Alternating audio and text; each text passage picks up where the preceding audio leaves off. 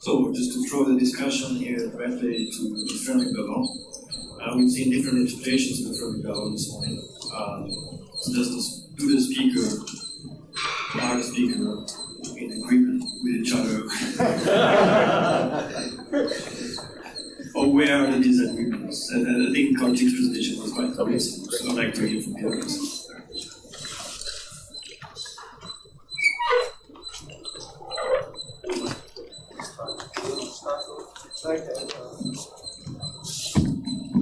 Well, I like Kartik's idea a lot in many ways. So one thing actually is that this sort of time frame, around 30 million years, something like that. As Kartik mentioned, it's consistent with this steepened low energy electron population. But it's also more or less what you might expect for the intermittency of the star formation cycle in the galactic center. Because it's going to be 30 or 40 million years, but basically just set by the timescale at which the Gorklite supernovae are happening. So that's the cycling time, and then that would so this would match with just the fact that the bubbles of that age would then match potentially with the beginning of a new cycle of star formation in the galactic center.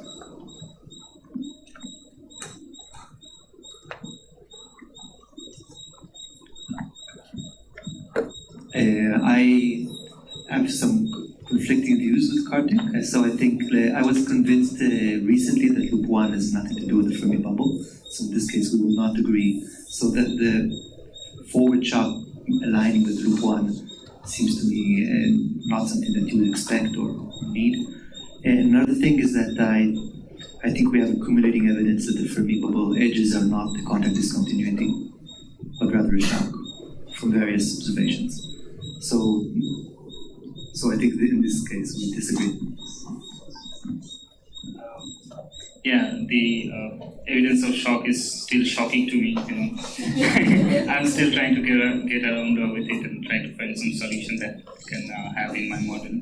But apart from that, about the loop 1 is kind of, maybe you have seen the data, that's why you are saying, but currently the data that you showed by Dickinson 2018, I don't think that the way they have drawn the whole loop is quite well justified, because in the southern hemisphere just extended the loop.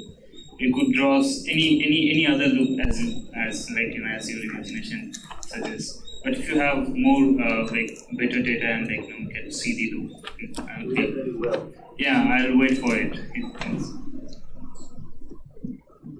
I can just elaborate on another side of Nicola's question. I think we have to figure out the way our different traces of the Fermi bubble interrelate. I mean, we have H1 observations of the galactic wind, we have UV observations, and they seem to give slightly different outflow speeds, which are related to different opening angles for the outflows. And whether or not the galactic wind, even if the H1 and the UV agree, whether they have to be created by the same event that made the Fermi bubbles, to me that's not clear. And I think that's maybe one reason we're still trying to figure this out, is that all the different observational data sets may be tracing slightly different aspects of the same thing, but not exactly the same thing.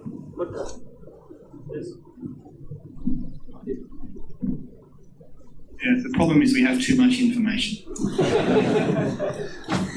Actually, in the galactic center,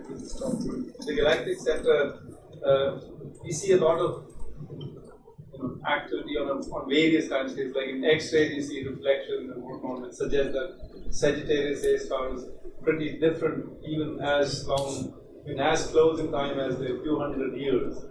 So these flashes and so on may not be related to Fermi bubbles in an integrated sense that we have to keep in mind. Is it or not? What was the question?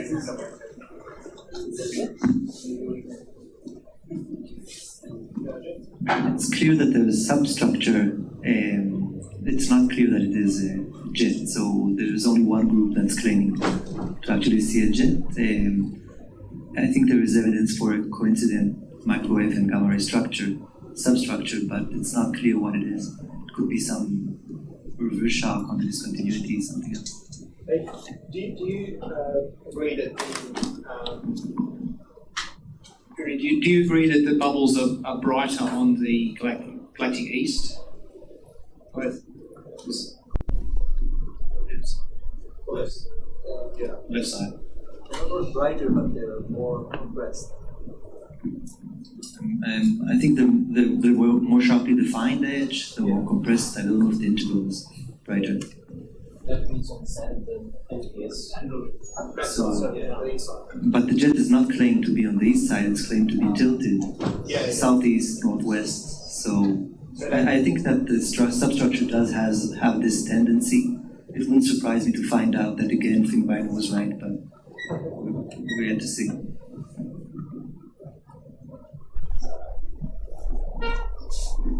I keep being very struck by the extremely sharp edges of the gamma ray observations in contrast to the WMAP haze and the X-ray observations. So, this is not my thing at all, but my kind of gut feeling in that case would be that the cosmic rays are basically accelerated right in place there. And I wonder whether that helps constrain these models. That means it certainly can't be a contact discontinuity, for example. I think Kartik would disagree. Right. So if you see the simulation, if you remember the simulations, the reverse shock is a very good place to accelerate these cosmic rays, and they lie just a kiloparsec or 2 kiloparsec behind the contact discontinuity. So it's not completely unreasonable to assume that you accelerate cosmic ray at the reverse shock, and then it goes to the contact discontinuity where it is getting its diffusion is getting suppressed because of the magnetic field. Well, again, this is just some thought picture. Okay, so one needs to do a CRMHD simulation to see that, or something like which is more favorable for like the particle idea of the cosmic rays, or say acceleration, deceleration, something like that. Yeah. I think that the sharpness does agree better with acceleration, as you said, but I don't think we understand it very well. But I do want to say that it's not necessarily true that the haze is not sharp. I think Doppler, before he quit astronomy, was on the way of proving that it actually is very sharp. It's just very faint and hard to see.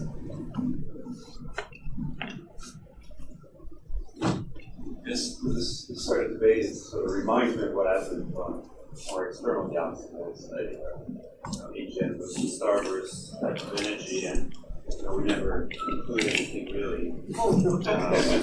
It's always good in astronomy. But I guess the question I would ask is, first of all, it perhaps doesn't matter if it's starburst or HN in terms of we observed it. It's a remarkable result. And it doesn't seem like there's a prospect of observing another Fermi-like bubble anywhere, right? So, M31 has more or less the right orientation, not quite right, and LMC, SMC, they're two face-on. So I'm just wondering, what's the next step, if you're interested? Because that's the only object that is right in gamma rays. So there is a claimed detection of a gamma ray halo around M31. There's a paper by Shirkov. We're discussing that. I don't know if you've seen this. If you look at their image, it's very faint, right? So it's very noisy. It's hard to see it. More data from Fermi may help with that, but as we're discussing, it might be our best hope after the at breakfast. At some point, you're getting the emission from other things, pulses. It comes from just the whole stellar population, maybe correlated with the bulge, rather than the star formation activity or any activity that created the bubble. I think you all agree that it's either star formation or AGN. It's not due to another phenomenon.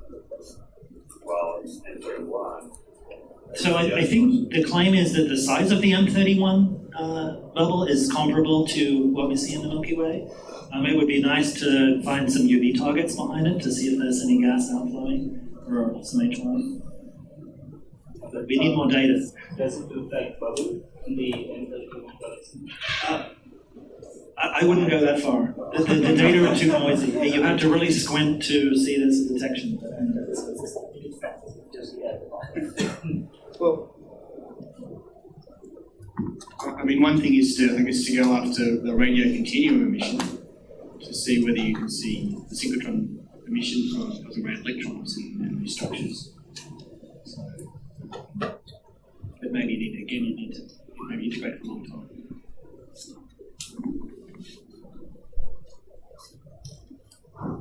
Anything else?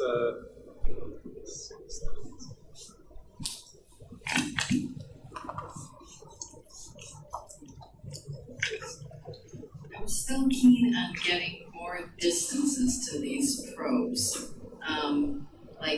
That is something that we potentially could do, right? Especially for your B supergiant stars. Just looking at these a little bit more carefully, getting their absolute magnitudes more carefully, actually modeling these stars, looking for more objects, looking for Gaia parallaxes, really looking deeper for some of the stars that are behind some of these clouds, the neutral hydrogen clouds. I feel like there's still some information there, and just getting some of these distances, I think, could really help. Yeah, and you was talking because there's a sight line to Messier 5, Yeah. and that's presumably a very well known determined distance. So there's more information in that sight line. Yeah, that's right. So there's that globular cluster M5 is at a well-known distance, which places it inside the Fermi bubble. So when you look at a UV source within it, you can see the front edge of the bubble. And indeed, we do see high velocity absorption at the right velocity that you would expect there. I agree completely. Doing more work on the stars would be a nice next step. And one of the nice things about the stars is they tend to be at low latitude because they're in the disk. And so if you have a low latitude sightline, you pass through high columns because that's probably where the wind is driven or where the plasma densities are highest. So the hard part is finding the targets, but once you have them, you're bound to get a good detection in the absorption lines, just because the sight lines are exactly where you want them to be. So I agree that would be a good next step, at least for the absorption lines. Yeah, is there other signature you could do instead of relying on UV? How about optical near infrared? You really have to go down to the plane where you will actually see no signature, but you have to rely on cost. Yes, that's a good idea. The problem with the optical is just there's so few lines for this type of thing. I mean, you have calcium-2 and sodium-1, but they're both trace elements. So I mean, you could see where the components are and you can measure their velocities, but it's very hard to do anything like metallicity or ionization modeling with those lines. Some people have used it. Yeah, but they're a tiny fraction of the calcium. But yeah, for actually just detecting it and not having to be dependent on a space-based telescope, it's a good idea. Yeah. I don't think that's been really pushed to the limit of what you could do is in the optical.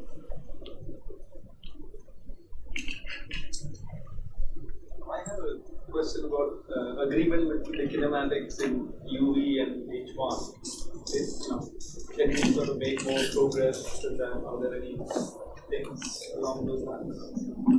Yeah, I think at some point we should sit together and try to work together to unify one of the components here. But I think, the biggest problem is that we do not know for real the geometry. So models always rely on the assumption of your opening angle for the output, which is the biggest limitation at the moment for the kinematics, I guess. So you mentioned that the clouds have to be space filling. That is, they are not just the surface of the cone. Yeah. That's true also in the UV or no? So that's a good point. The clumpiness, I think, is probably part of the reason why we're getting a different picture from the H1 and from the UV. We know it's clumpy in the UV because we see well-defined components. I mean, if it was uniformly filling the Fermi bubble, we would see absorption at all pixels, so at all velocities. And we don't, right? We see components at very particular spaces. So you have to model it with kinematic simulations, but you don't know for sure where along the line of sight the components are. But can you say, like, for example, he mentioned that they cannot be all on the surface of the cone. They have to be within the bulk of this cone. Can UV say things like that? So for the UV satellites we have, if we assume that they are all on the surface, the models can reproduce them. Okay. But that doesn't mean that bulk is not allowed. Yeah, you can always have a scenario where it's possible. And also, because the intermediate stuff can be blended with the disk at 0 kilometers per second, right? So we were looking at the high-velocity clouds where they stand out from the disk. But if there's material on the inside of the Fermi bubble, that would be at exactly the velocity, according to the models, where you wouldn't see it because it's blended with the foreground. So we can't say there's nothing there, right? But it's just that it's hard to see. Anything else? so I have a question for. So just repeat. I have a question for Enrico. So, how do you know that the clouds you see in H121 centimeter are just not regular HVC? Like, is there any? Because it would be very strange that we see this kind of population just in the galactic center, and these are normal high-velocity clouds. So it's very unlikely. And this population is unique of the galactic center, has very particular feature, kinematic feature that no other in the galaxy you see. But you haven't looked anywhere else in the galaxy. Well, you can use other surveys and you can tell that these are very different. For example, we did a very simple test. So we divided all longitude in chunks of 10 degrees as our survey. We made the same cut for making a uniform distribution, sensitivity, and resolution, these things. And we make Kolmogorov-Smirnov test on the kinematics of this galaxy. And we see that just there is no possibility that the one in the galactic center looks like the one at other longitudes. So that's why we are so confident that it's something different. Yeah. Just to comment about even in your that whatever small area you have, field of view you have, you see these clouds are going conically, right? Outwards. So, I mean, can you roughly say that there is an edge that after which you don't see? I don't want to trust those conical shape that my clouds has. Okay, but alright, okay. But a certain fraction of them has to be HVC, right? Yes, a few of them can be HVC, yes, absolutely. And can you estimate? But I don't think these would change the results. So is that fraction 10%, 50%? I don't know, but I don't think many. Anything else? So this is sort of the, yeah. I guess you were going to say it's sort of the end of the meeting, so let me just take this opportunity to thank the organizers and support staff and the food staff and people where we are wonderful accommodation we had. Thank you all for this wonderful meeting, and particularly thank you for giving us the opportunity to come in here again. So let's give them.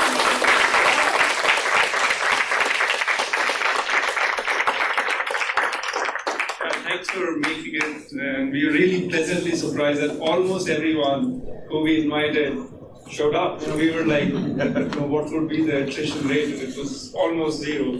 So that was really, really good. And so this, actually the origin of this goes back like 5 years from now. So this conference is actually funded by this Indo-Israeli grant that I, Uri, Viman, and David sort of wrote, conceived together 5 years ago. And there were a lot of, early steps, and finally we got it. And, it was a very generous grant, compared to standards here. And we had money to organize such a workshop around the topic of Fermi bubbles, and that was the topic of the proposal. And that was really started because of Uri. He got in touch with us. We didn't even know that there was such a Indo-Israel funding opportunity, and it really worked out nicely. We visited Israel. So thanks a lot, Uri and David, so that we could do so much interesting stuff. Karthik started his work because of this grant. So we were not working on Fermi bubbles, but because of this, we got into this game, and it was really very, very good experience. So, the funding is really from this ISF UGC, which we have to really acknowledge. And they were, once you get it, they're almost like they won't ask questions, at least on the Indian side, you could do whatever was reasonable. And that was not the case apparently in Israel, on the Israeli side. But, here it was pretty good. So I'm quite happy we could do it. And so thanks a lot to the students. So most of the things were sort of taken care of by the students.